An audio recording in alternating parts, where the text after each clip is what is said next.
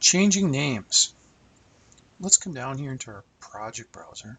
You can see I have a name here that's not very descriptive. I can change names, and I can do that. I can right click and go to rename. And I can rename this, train station bike rack.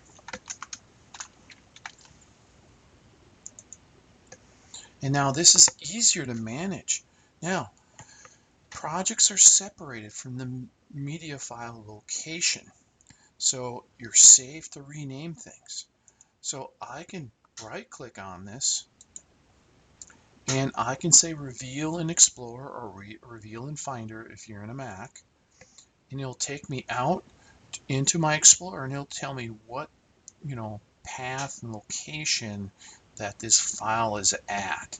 So it didn't change the original media, it only changes it in my project.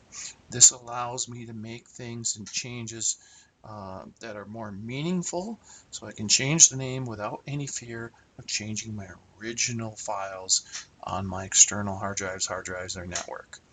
So this is changing names.